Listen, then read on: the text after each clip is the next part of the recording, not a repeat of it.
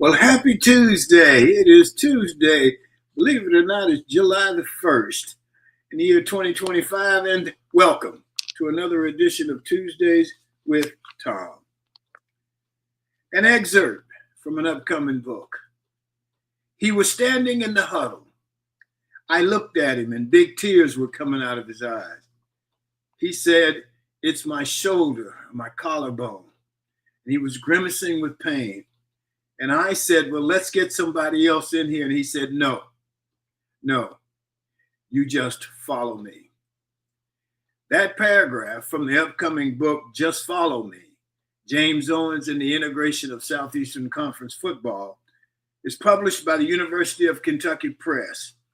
The book is a historical look at Southeastern Conference and college sports football integration and its effect on the pioneers who sacrificed themselves for the benefit of others. Just Follow Me, the Just Follow Me book should be available near the end of August. We're looking towards August the 26th as a release date. I'll continue to bring you tidbits off of it as we get closer. Today's show, our G-list guest for today is Caroline Baker. Ms. Baker is a nursing professional development specialist in the Center for Nursing Excellence and Center for Psychiatric Medicine, and a psychiatric nurse practitioner in the Heart Failure Transitional Care Services for Adults Clinic at UAB Hospital. University of Alabama, Birmingham is UAB. We look forward to that conversation. Our show today, of course, is brought to you by the Best Girl Consulting Firm. So let's hear from Best Girl. Best Girl is a consulting firm that provides customized leadership, access and inclusion, public relations, communications, and organizational consulting services. Clients include Fortune 500 companies, utilities, higher education institutions, small businesses, and associations. Best Girl's team of consultants, led by Joyce Gilly-Gossam, Emily Hedrick, and Sean Jones, partners with business and education clients to promote organizational effectiveness, communication, motivation, and leadership, with always an impact on the bottom line. Best Girl's customized consulting services include strategic planning, corporate communication, executive coaching, fundraising, and economic development. Best Girl continues to customize the solution that fits your needs. So before I go to the round table, I just want to say good morning to my good friend, Pat Eddington out there. Pat, I hope you're doing well this morning. I don't know if you're on here with us, but we wish you the best, and I'll be checking in with you. So let's go to the round table this morning. We have Barbara Wallace Edwards and Barbara Larkin. Michael Walker is not with us this morning. He had an appointment he needed to keep. So let's go to the round table and meet the two Barbaras. Good morning, ladies. Good morning. How you guys doing? Doing great. Barbara, you're on mute. Good morning, There we go. everyone. Good to Good see you. Good to morning. hear you. Good to see you. Good. So let's go to the round table. We'll start with you, Barbara Wallace. What do you got for us this morning? Well, Tom, it's hard to believe it's July 1st already. I think we just celebrated Christmas last month. How can it possibly be July already? Well, we got a lot of distractions going on, so it's kind of easy to. Yeah, you're right. Time flies, huh? Well, I want to say happy 4th of July week to everyone. It's hard to believe Friday is July 4th. So I hope everyone is going to have some safe and fun festivities planned for the holiday. I'm looking forward to it. I get a chance to spend the time with some family, so it'll be great. And I also wanted to congratulate all the basketball players who were drafted in the NBA draft on this past week. I don't think it was a surprise to anyone that Cooper Flagg was drafted number 1, a young man out of Duke. And then, there were quite a few players from the Southeastern Conference who was also drafted. And congratulations to all those gentlemen. Even more so got free agent contracts. Okay. And it's hot outside, and I've got a sad story to report. There's a gentleman in Florida who left his 18-month-old baby in the car while he went in to get a haircut around 11:30 midday when the sun is really, really hot. Um, he said he went in, he left the windows cracked slightly, and he's left the fan on. He thought that would be okay to leave his child in the car. But once he said that it took about 30 minutes for him to get the haircut. But instead of coming back to his vehicle, he goes across the street to a bar and has drinks for 3 hours with some of his friends. Comes back to the car, noticed that the child was lying down. He said he thought it was asleep. Drove to his mother's house, which was about 15, 20 minutes away. And that he said when he got ready to get him out of the car, he realized that the baby was just lifeless. And then he called 911. Well, by then it was too late. The child, had passed away. So, I don't. Some people don't deserve to have kids. I firmly believe that, and this is a situation where this man truly did not deserve to have a child. So, please be How old careful out was the there. child? The child was 18 months old, Tom. Yeah, that's yeah, that son of a gun needs to be probably put in jail. Oh, he's in jail. He's definitely in jail. And the sheriff it was in Florida, and the sheriff there said that he just cannot believe that anyone would even think that that would be okay to do. It's never okay to leave a child in a car unattended that long, but certainly as hot as it is in Florida right now, and what it, again, I just can't even imagine why someone would think that that would be okay. I can't either. That's a tough one. That's It sad. really is. It That's really That's a tough is. one. Mm-hmm. That's a tough Um, one. Yeah. Other Barbara, what you Good got morning. for us? Well, I just want to also reiterate 4th of July is coming. Yeah, it is. And there's a new group out that are celebrating 4th of July. Mm. And Ah, they're caught my eye. I had to see what that was about. Yes. And so what this is about is because our history nationwide is under attack, to be removed from school. So they're talking about how this affects people's mental health, Mm. how it affects people's self-esteem, and they're also talking about there are a lot of untruths in the history that we have learned. And so this is the uncovering on the 4th of July. You lie. I love it. I love it. I mean, Will there be celebrations on the 4th of July? What that's are they true. doing? Yeah. Well, I'm sure that they're going to read the speech by Frederick Douglass of what Mhm. 4th of July means to me. That's quite a Right. speech. It's not very Yes, long, it but is. you can Right. Google it and find it. It's inspirational. So um, look and see on social media for the 4th of July gathering on, and it's going to be, I think it's a podcast, and they'll have other Hmm. things going on as well. So just Okay. Google that and see what you come up with. Most definitely will. Thank there's you. uh, I, there's uh-huh. somebody had posted there's a billboard that says and it says uh,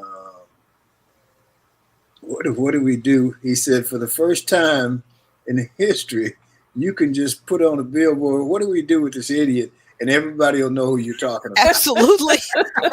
Without question. No And listen, doubt. and Tom, this is just not in the national sense. This is universal. Oh, yes. Universal. People know Everybody understands. it's incredible. Yeah, I was And the impressed. person happens to be sitting in the highest office in the country. That's that's ridiculous. And has so many followers. Yes. Too You know, many. too many. Hmm. The other thing I wanted to say is follow up with Barbara was talking about this heat, and how it is important for us to be very mindful um, of our safety. If you're going to be out, go out as early as you can, get that Yes. outside work done, and come in. And if you're out and about, carry your water Please. vessel with you. I mean, you've got to be hydrated, hydrated, hydrated. Yes. And whether you're young or old, it doesn't matter. You Right. need to be carrying, um, preferably water with you. Um, other kinds of drinks like coffee, that dehydrates you That's even more. right. So Coffee, soft please, drinks. soft drinks, yes, and those energy drinks as well. There's a Mhm. lot of caffeine in there, and it can really deplete your electrolytes and other things that you need in order to function.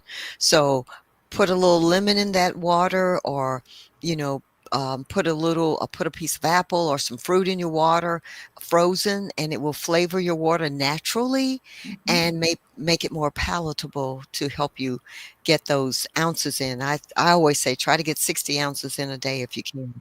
It will make you feel better. So please be very, very careful whether you're outside during the day or even in the morning. Okay, Yes, absolutely. sounds good. There was I read this thing. Well, no, actually, it was in Sunday's paper. Yeah, columnist wrote an article, and he offered praise for Republicans and Democrats who offered their condolences to the couple who was killed in Minnesota. Um, and he made a big deal, wondering that the fact that both Republicans and Democrats um, offered their condolences and so on and so forth. But when I read that, what occurred to me was no wonder we have division in our country. Hmm. Why would somebody gets killed? Why would a Republican not say Not, yeah. anything to him? Why would a Democrat Right. not say Hmm. anything about that? I Right. mean, I think that, and I, you know, I'm not much for politics these days, but I think because I think politics is the biggest divider that we True. have That's in true. the country. Um, but there is he made a big deal of it, and it could have just easily been just offering condolences for the people Right. Hmm. Right. who were killed. And of course, there were some politicians who did not say anything about the people Yeah. being killed, um, And that's which such a shame that people would let politics interfere with being a human being. Just a good Hmm. human being, because that again, it doesn't. It shouldn't matter what party they're affiliated with. A person has died. You knew them or know of them. person You was know, murdered. right? True. That's true. They didn't just die. You're right. And So And brutally murdered. why wouldn't you offer condolences um, to the family? they were politicians, so why would another politician not say, you know, Right. something in favor of him as Right. opposed to being congratulated because you're a Republican and you said something good about a Democrat? That's Hmm. and then you want to know why we have division. So true. And sorrow of on that level like that spares no one. Right. And it is coming Hmm. to everyone's door. It Right. does not miss anybody. It's not political. It is not, it cares not who you are. So Right. it's coming. If you love another human being, sorrow is coming because we all have an expiration date. We don't know when it is. Yes. And if you've ever experienced sorrow, no matter who, whether you are battling that person on the field in an athletic game, whether you are politically opposed, whether you are competing against that person, when they experience sorrow and you know what sorrow is like, you have to come forth and speak words of comfort. That's what human beings do. Right. Exactly. Yeah, that's what they Yeah, do. thoughtful You're human right. beings. Yeah, Yes, Right. yes, Right. yeah. Mhm. you don't. And I cannot even imagine the sorrow that the family is going through. I know. When somebody comes to your door, you go to the door and they shoot you. I mean, that's pretty Yeah. incredible. And It then really you is. have politicians who say, "Well, those were Democrats. I can't say nothing Well, about them." all I got to say is, And many of those people label themselves as Christians. That's the other sad part. well, That's the really sad part. all I They'll got beat is, you, knock you down, going to church on Sunday and oh Wednesday nights yeah, and all of that, and then when they can behave in that manner and still call themselves Christians, I grew up Catholic, and I grew up. Mm-hmm. We were talking before the show, and we were talking about Catholicism and some of the things that maybe some of the not so good priests did to younger people and so on and Right. so forth. I never witnessed any of that, but I don't understand um, why that would occur. Anyway, yeah, Yeah. let's go ahead. Well, let me just Yeah. say this in defense of Catholicism. There was this huge report that came out on Southern Baptists in Alabama Yeah. about Just the as bad. ministers, Mm-hmm. names, churches, the whole line. Wow. And it was comprehensive in a way that I have never seen a report like that. And, the New York Times writers wrote a book on Catholicism and um, the the harmful deeds to the children, but nobody's written a book. Nobody's what? Nobody's written a book about the Southern Baptist report Oh, okay. that came Mm, out. yeah. So I'm wondering about that, why that's not happening, because that was a revelation for many, many Southern Baptists, and they felt that they were protected against that. No one is. It's so true. Behind the robe, a lot of people hide Right. in many denominations, in That's many true. denominations. So, yeah. Well, So and Catholics are not the only ones. Yeah. yeah, and I never had. I mean, I was an altar boy for a long time. Hmm. I never had any issues with any of our Right. priests or any of that, and I don't know of anybody else who did. I guess I wouldn't know if they were keeping it a secret. But Right. Right. I just remember. I think my comment where I was starting to go was, uh, we read the gospel and the epistle every time around, and you just learned a lot. And we talk about the people who basically preach to you, so on and so forth. And I remember that Jesus referred to many of them as the Pharisees who stood Mm-hmm. outside the temple and Yes, he did. preached Right. and how holy they were and so on and so forth. And I know quite a few Pharisees uh, in today's time who will Quite a preach to few. you and don't live it. Right. So, Right. and I Absolutely. see my friend Pat Eddington has joined us. Good morning, Miss Great. Eddington. How Good you doing? morning. Morning, Pat. I Good said morning. morning to you earlier, so uh, hope you're feeling well, feeling good. Anything else from either one of you? Tom, I want to mention a feel good story. I read this story about this gentleman, Mr. Brandon Renfro from Sumter County. He was worried about kids not having food to eat on the weekends and during the summer months because they, not having lunch at schools. So he read about Mark Cuban. We mentioned Mark Cuban earlier. Mark Cuban, who owns the part owner of the Dallas Mavericks and also on the Shark Tank, one of the hosts on Shark Tank. He read that Mr. Cuban reads all of his emails, so he decided to find Mark Cuban's email, send him an email asking him for assistance for funds to help feed these children in Sumter County. And Mark Cuban read his email, had his CFO reach out to Mr. Renfro, and the foundation, Mark Cuban's foundation, sent them a check for $10,000 to help feed these children in Sumter County. And that is such a wonderful story. The man didn't know him just because he said that he thought he would read his email. He did, and so that's stepping out on faith and it coming to fruition. So I want to say that's a great thing for Mr. Cuban. Thank you. And thank you, Mr. Renfro, for being concerned about these kids in Sumter County. That's wonderful. Yeah, That's wonderful. I do. I think it's important to return any correspondence absolutely. with people. Um, Let me ask you guys something. We mentioned earlier at the start that is the 4th of July week. Do you guys have any 4th of July stories growing up? What did you do on the 4th of July? I remember we would get We used to call them paddle pushers, those pants that came down to your knees. Pedal pusher. Pedal Yes. pushers. Oh, yes. Yes.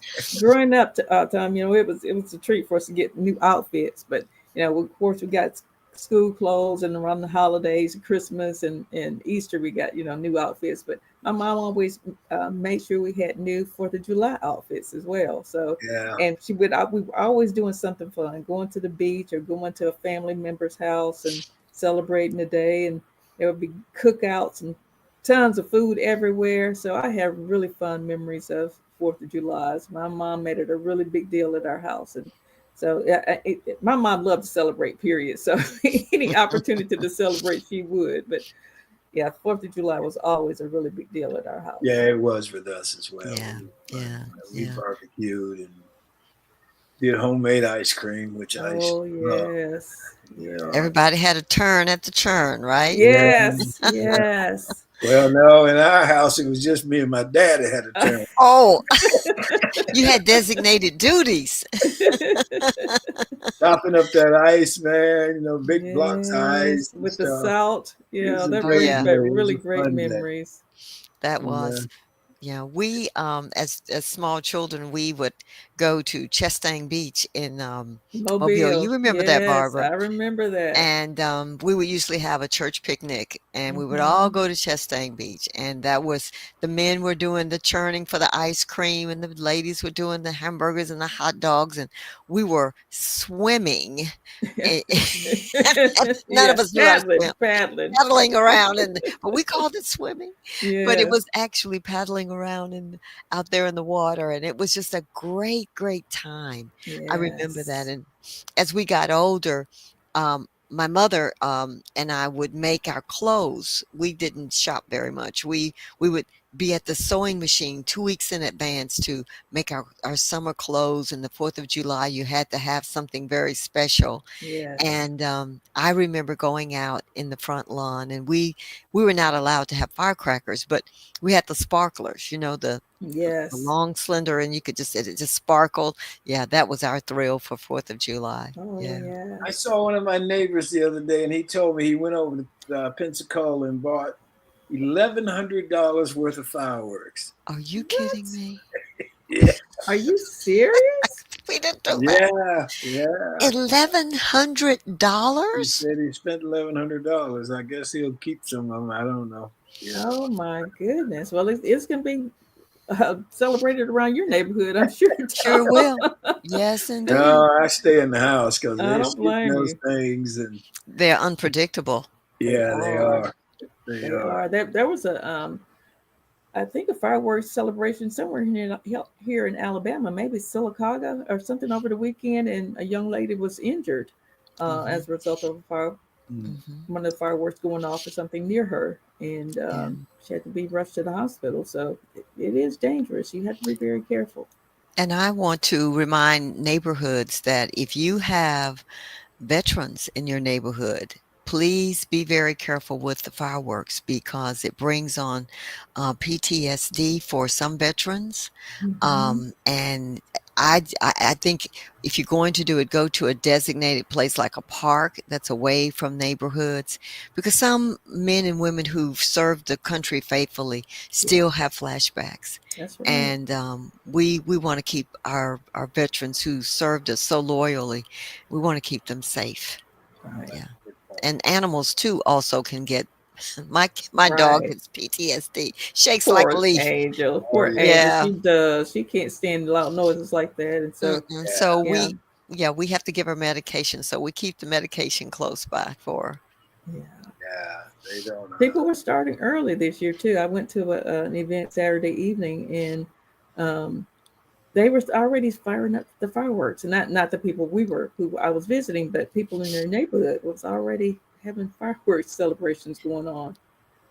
Wow. Well, they do them down here on once a week. Generally, over in Destin, they do 9 o'clock. They do a bunch of fireworks. Oh, really? Oh, They do a wow. bunch of them over here in Fort Walton as well. Okay.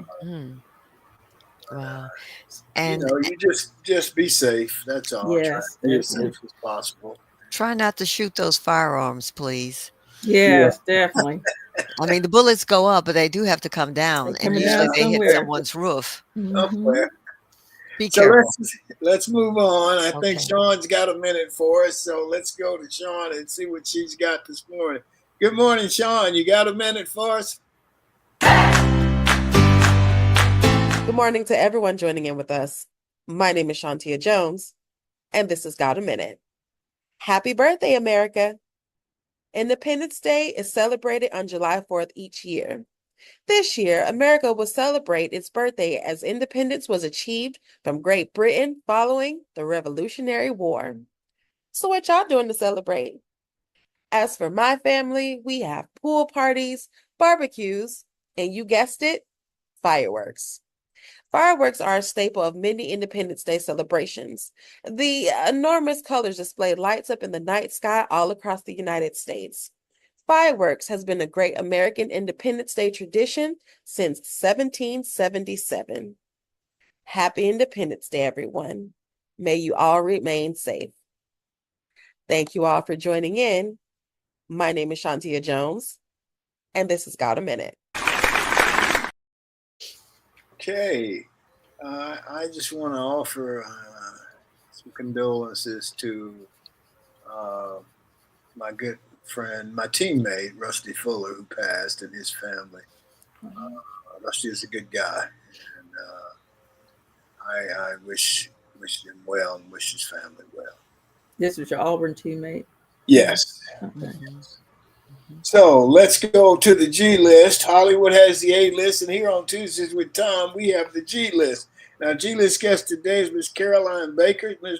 Nurse Baker is a nursing professional development specialist in the Center for Nursing Excellence and Center for Psychiatric Medicine, and a psychiatric nurse practitioner in the Heart Failure Transitional Care Services for Adults Clinic at UAB Hospital. So, good morning, Ms. Baker. How are you this morning? Good morning. Thank y'all for having me. Well, thank you for being here with us. We'll start off by letting you just give us a brief summary of what it is that you do. And you can tell me what nursing development specialist in the Center for Nursing Excellence and Center for Psychiatric Medicine and a psychiatric nurse practitioner. Tell me what all that means and tell me what you do. That's a mouthful. It is. Yeah, it is. It's a lot. I'm definitely busy. So I work primarily full-time as a nursing professional development specialist, which is really fancy for nursing education over at UAB Hospital in the Center for Psychiatric Medicine. So I'm part of a team of other educators where we do all the orientation, professional development, the competencies for all the nurses and the nursing staff.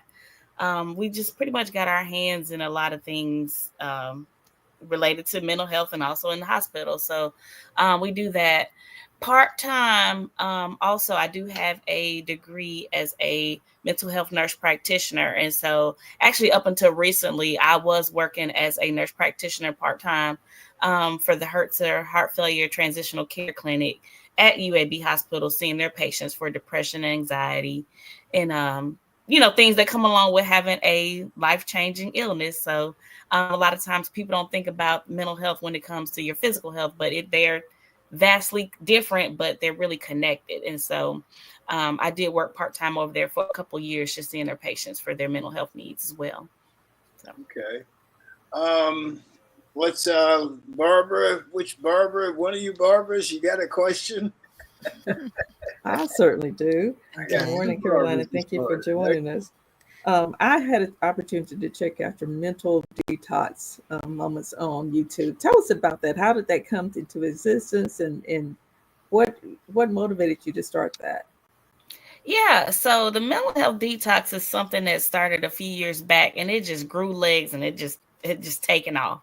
But I've always been known as that resource person.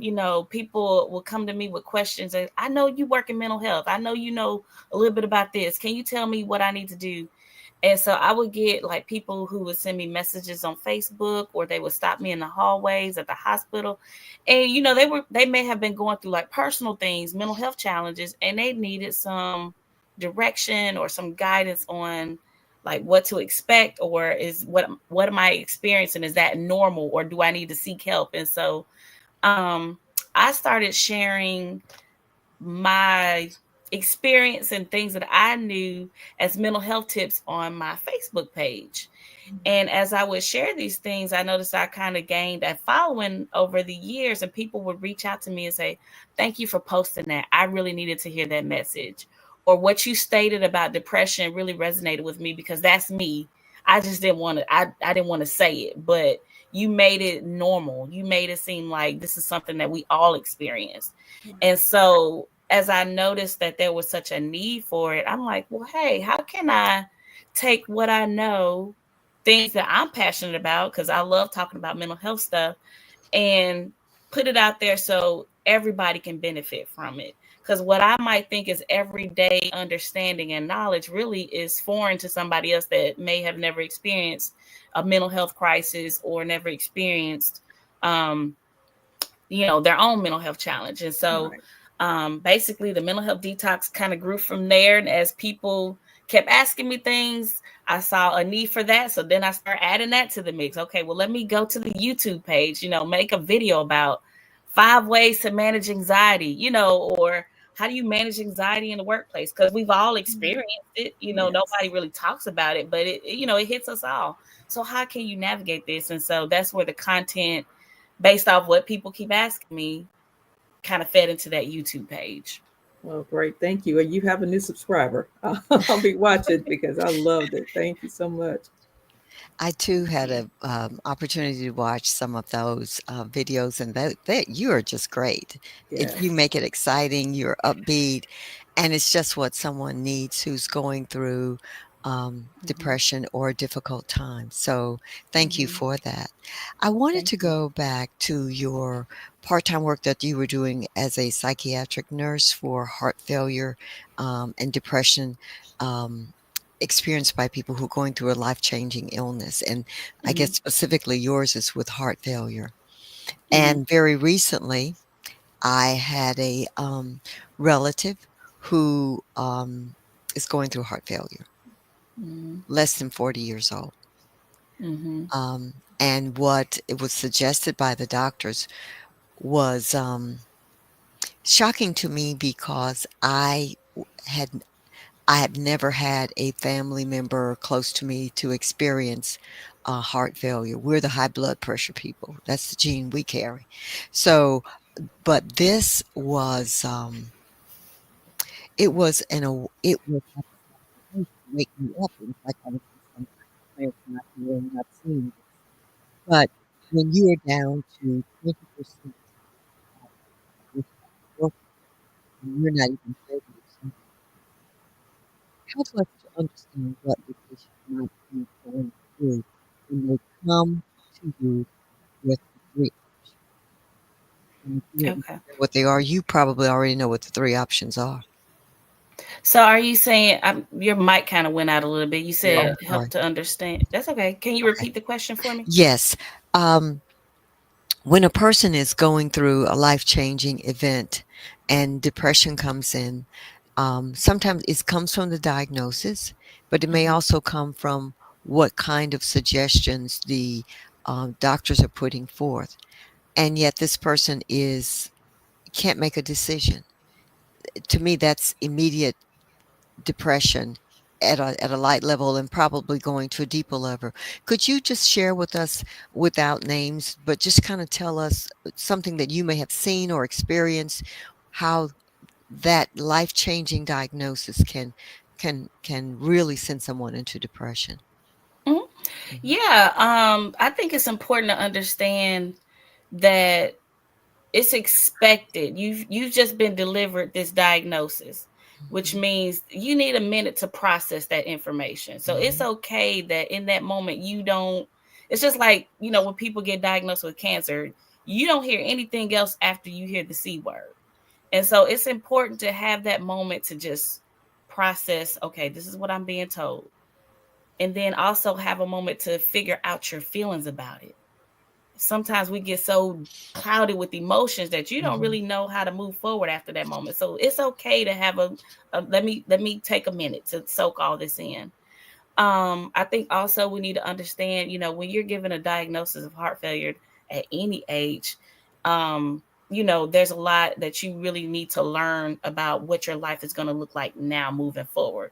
Because you're going to go from a lot of people go from a stage of, I've been ultra independent. I've been able to provide and take care of my family. I've been able to get up and go and do these things that I once enjoyed doing, to now I'm dependent on someone for my care. I can't work anymore. I can't provide. Essentially they feel like they become a burden to their families. And that's a lot to deal with, because in some cases they kind of have, if you, I've seen a lot of this happen with like the men of the family. They went from, the one that was the primary source of income to now I'm having to sit at home. I can't get up and do anything. Any type of physical exertion could potentially send me to the hospital. And now the wife has to work and also take care of the kids and also man the house. Anything that goes wrong in the house, like the wife is responsible for managing all that. And so they're seeing their spouses having to juggle so many different hats because they're not physically capable and able. And a lot of times that does wear you down, and it wears you down really quick. And so it's important that you just take a moment to process your feelings about it.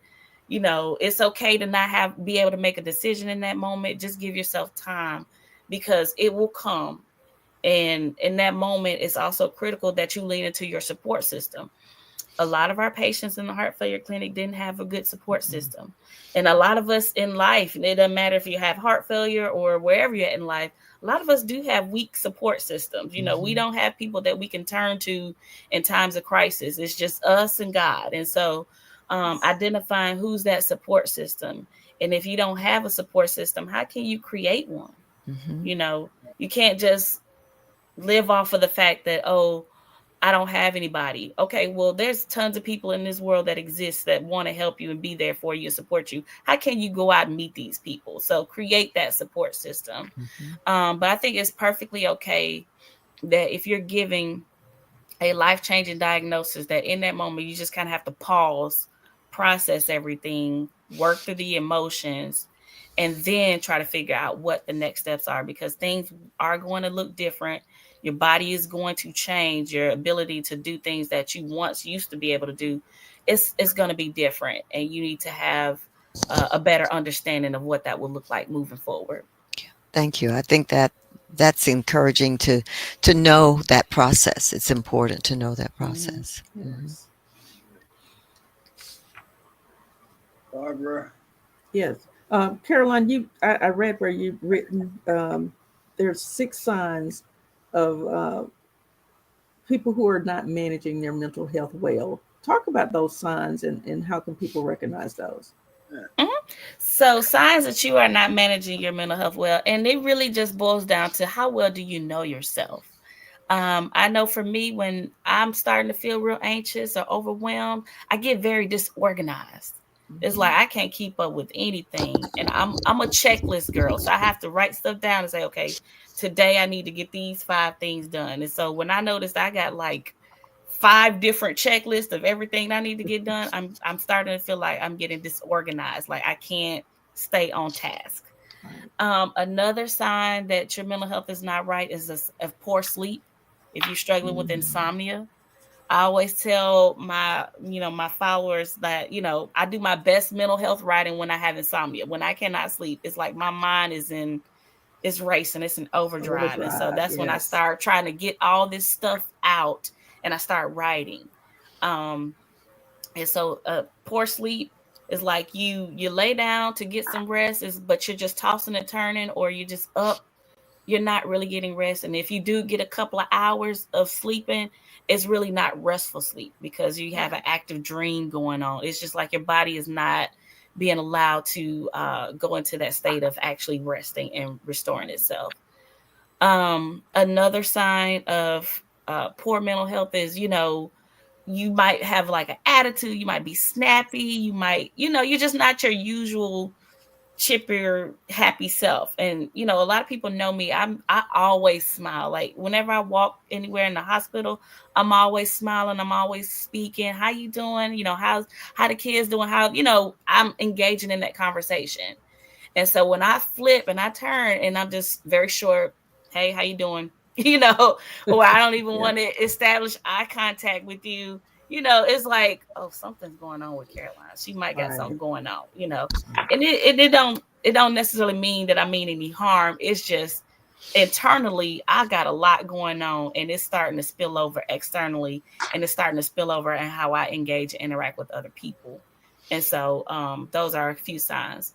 Another sign that you probably are not managing your mental health well is people are going to let you know, hey, I noticed you've been really kind of down in the dumps these last couple of weeks, or I noticed you've been very angry towards a certain somebody.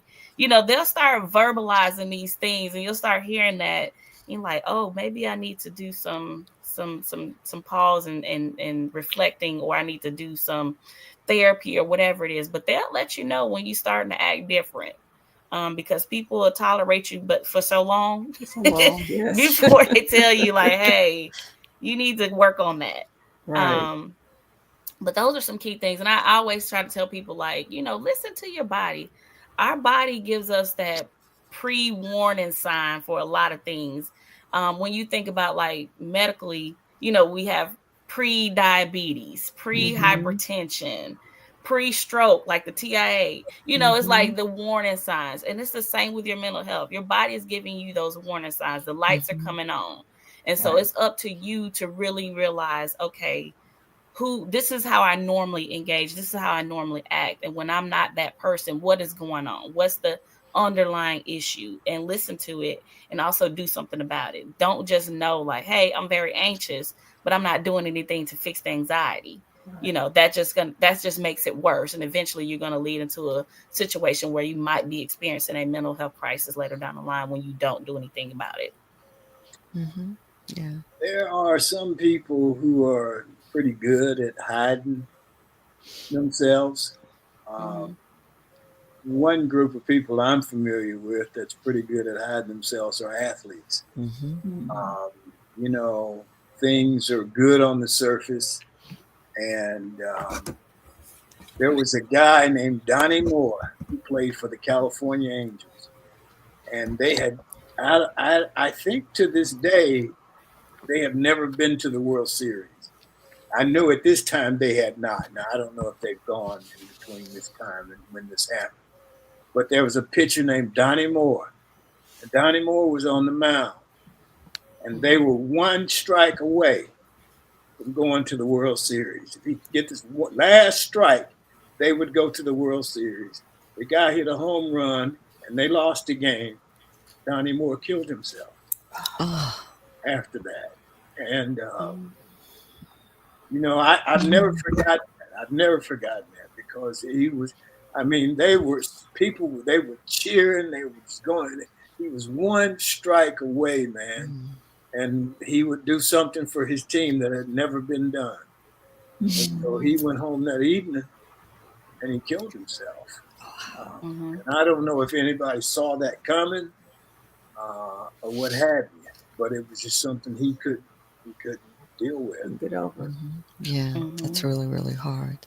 And I've heard, are there, and I don't know how, you may not want to answer this, but are there professions that are more prone to mental anxiety than others? I think there is. Yes, that does make a lot of sense. I think professions where you're in a position where you are having to be of service to a lot of different people, like our first responders, police officers, firefighters, healthcare professionals, teachers, where you're constantly exposed to so many different various types of people. And, even just thinking about teachers, they're exposed to children that has so many different backgrounds. And, kids nowadays, they're exposed to so much violence.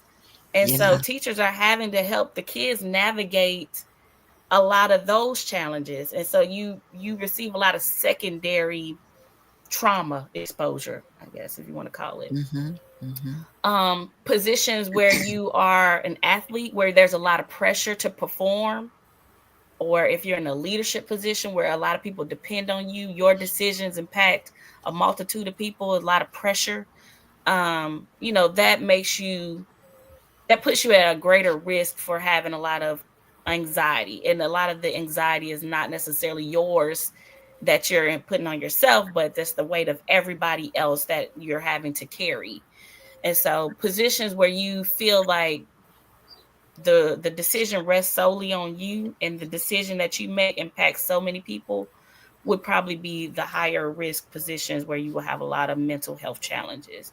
As it relates to suicide is one of those tricky things because signs will be there and we'll miss them because we don't know them. And then in some cases, the person has mastered the art of masking it. And so you never know that this person is drowning because they don't feel comfortable with saying it. Maybe they are too embarrassed to talk about it, or maybe they just feel like the pressure is too heavy that even if I told you about it, there's nothing that you could do to help me. So one of the key things that we look for when it comes to talking with people about suicide is if they express feeling hopeless. There's no hope for getting this thing fixed. There's no hope for this weight that I'm carrying. Helpless. Nobody can help me do this. And that feeling of guilt, they feel bad for the way that they feel. Nobody wants to carry depression. Nobody wants to feel anxious. Nobody wants to feel suicidal. They feel really bad that they have those thoughts, and then they express worthlessness. What's the point of me being here? What is the point of me even trying these things? It's just no point. They don't see the value in their life. And so when they express those 4 things, those are your red flags that if they say, if any one of those they express like, hey, I'm losing hope. I don't see any light at the end of this. I don't see why why I'm necessary. Why should I even be alive? Or they may passively express, oh, I would be okay if God called me home, or if I didn't wake up at all, I would be at peace about that. That's those little things. Those are the little signs that we don't necessarily know that you might be talking about committing suicide, but you're like, that ain't something normal nobody would say, And so knowing all those things, plus the other factors that might have going on in their lives, maybe they just been dealt a terminal illness or life-changing illness, like with heart failure, or maybe they lost a job, had a divorce, the multitude financial issues, and it could be a multitude of things, maybe just not one thing. All those factors compounded together creates that big weight that they carry. And the one thing about suicide is when the person has came to the conclusion that suicide is their solution, it's like that weight gets lifted off of them because now I know this is my plan. This is what I'm going to do. I'm at peace with what I decided I'm going to do. So therefore, I don't have that burden anymore. And so you as the family member, the friend or whatever, you might think, oh, they came out of it. They're fine. Yeah, bounce back. They're back to their old self. They're smiling. They're having a good time. They've, bought gifts for everybody, which is another red flag. They're giving away stuff. They're kind of closing the loop. That's basically what they're doing. They've made this conclusion. They made this decision that they're going to do this. And now I need to tie up all my loose ends so nobody suspects that this is what I'm actually thinking about. And then that's when we find out that the person had committed suicide, and all along is like, I did not know this was coming, but the signs were there. We just didn't know them. So. Yeah. Wow. I think with and a group I'm familiar with more than anything are athletes. And, as an athlete, if you don't feel good about yourself, you can't really perform. Right. And so you have to pretend that you're feeling good about yourself, even if you're not doing well mentally. And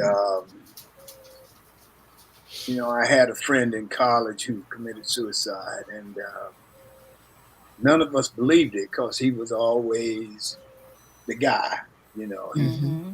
this guy up here, and he was a good player, and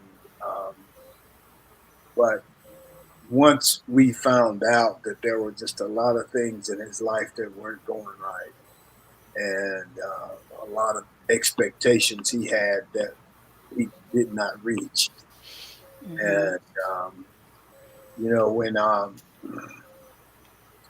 when I got cut from professional team that I was with football, you know there were other people, all the people around me were really sad.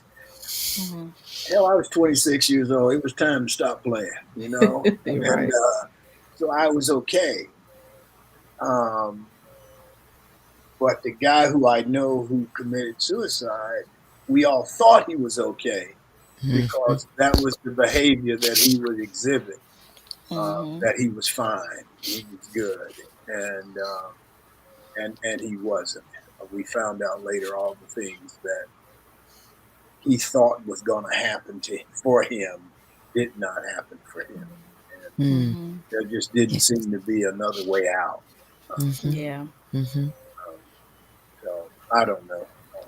Well, one of the things that I saw happen in college football while I was working at Auburn, it was all new to me, college football on that level, is the the chaplain was like the person that you went to at Auburn football. You had this great chaplain. He would pray with people, and I'm sure he was doing much more than just spiritual help, because when you are the kicker, and your kick is going to determine whether you win or lose the game, and you're playing for either Alabama or you're playing for Auburn, the pressure to get that done on a 19, 18-year-old young man It's a is lot.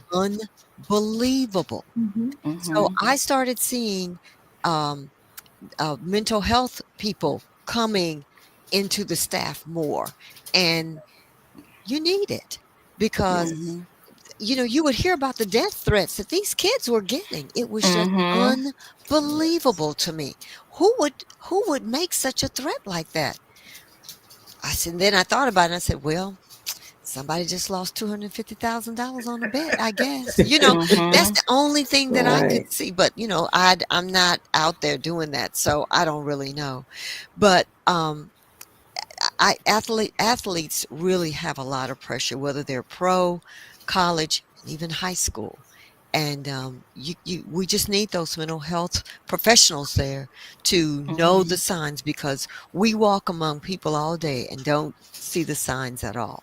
Right. Um, Mm-hmm. one question that I wanted to, and this is probably more philosophical and maybe more real, I don't know, but in this climate of threats to Medicaid, which provides some measures of mental health for very poor people, at least 16% of the people in the state of Alabama, Mm. and knowing that many hospitals in rural areas have closed, grocery stores have closed, um, um, ambulance services has diminished.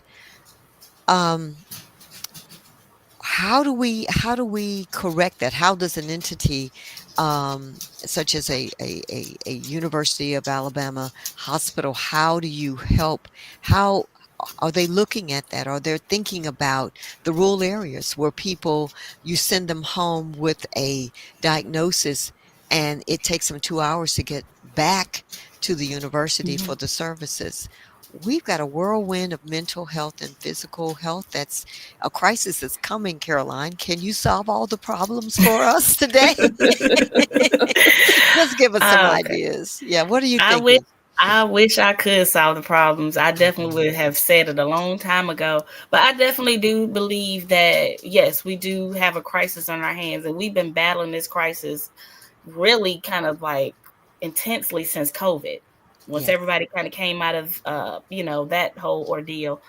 But yeah, with rural areas, they have the highest suicide rates because they don't have the access or the availability of providers.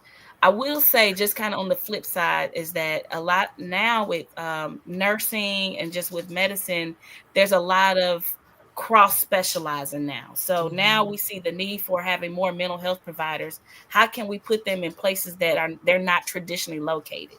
So now they're in the doctor's office, the primary care doctor's office. Now they're in the heart failure clinic.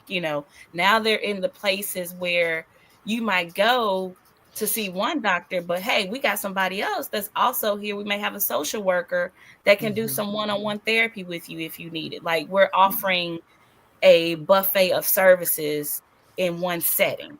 So if we are in a rural setting and I have a primary care doctor that's taking care of all these patients, how can I train him with enough information so if his patients come in and they have depression and anxiety, how can I equip him with enough tools to at least get the treatment started? Yes. And see if there's some type of benefit, and then also where to direct them from that point on if they need additional services. So more of that is coming on the front end with healthcare.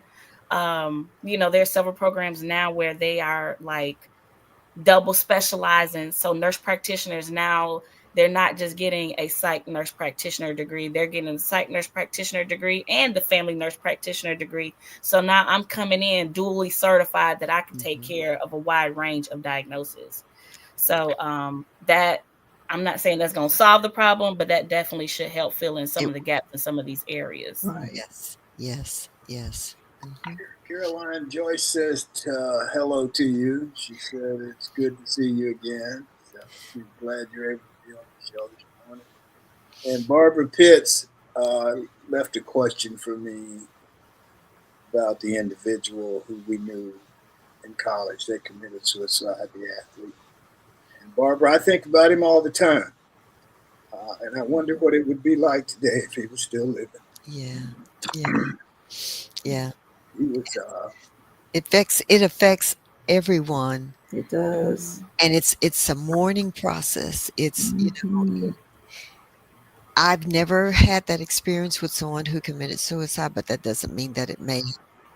But it has been a deep effect on our mental health too, because we're sad because that person that we love so deeply. Your microphone is your garble. It's going in and out. Yeah. Okay, is that better? Yes. Okay. Yeah. So when someone we love commits suicide, it's hard because it's almost like, well, I decided to leave you. I think it's very difficult, but I also think it's really difficult when somebody commits suicide and you had no idea. Yeah, exactly. That they were feeling this way, that this Right. was something that was affecting them like this. And I say that because with athletes, because athletes have to put on a show all the time. They have to be the guy. Up. And people still talk about this.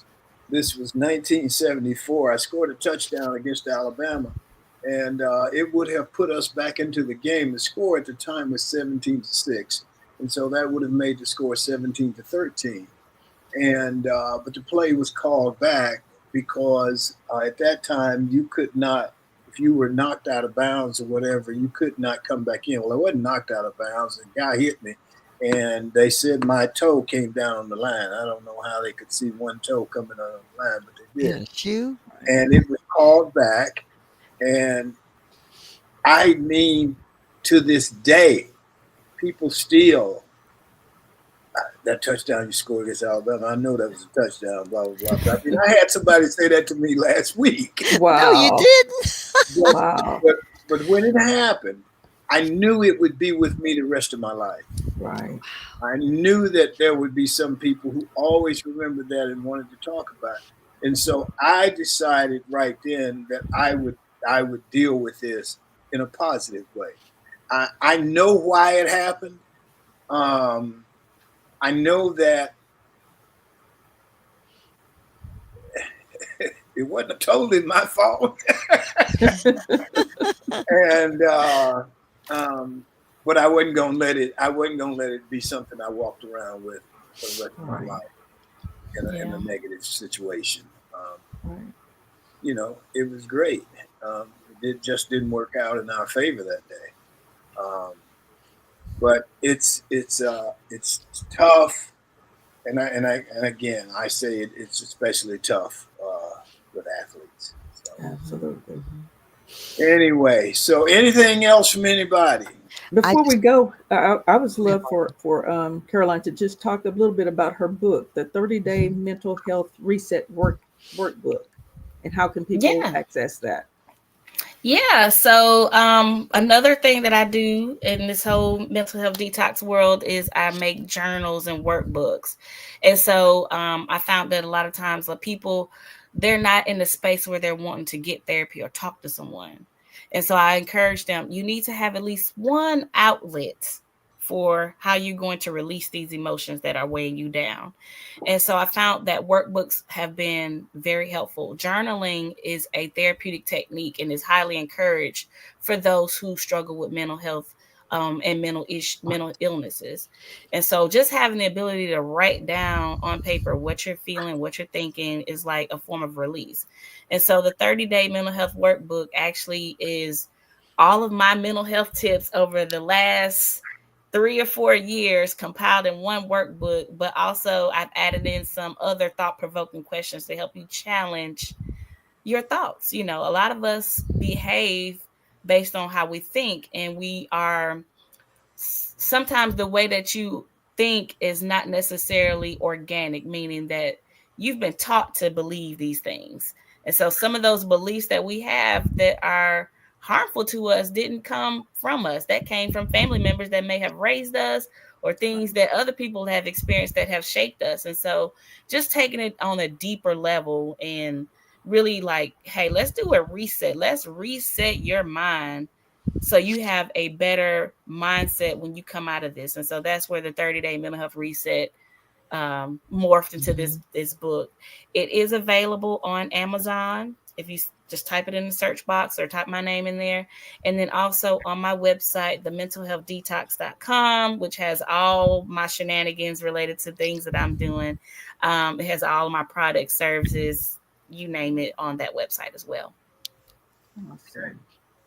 All righty. Well, thank you so much for being with us. This has been wonderful, and it's been Thank a y'all for great having me. topic to thank talk you. about.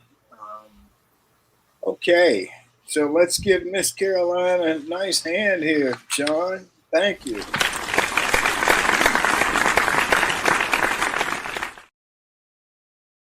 Okay, well, let's close today's show out. My closing comment for today's show is pretty short and sweet.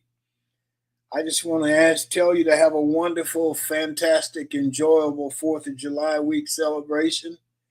You got the ribs on the grill, the fireworks getting ready. Be careful. However you choose to celebrate, practice safety and moderation. If you're driving on the highways, look out for the other person. Other than that, enjoy your week and have a good one. And that's our show for today. We want to thank the audience. We appreciate you. We want to thank our G-list guest, who was very good, Caroline Baker. Thank our sponsor, Best Girl Inc. Thanks again to the TWT team of Barbara, Sean, Emily, Michael, Barbara, and Joyce. And that's it for this July 1st in the year 2025. Remember, a day without a smile is a day wasted. Enjoy yourself. Make every day count. Stay safe. Blessings and peace.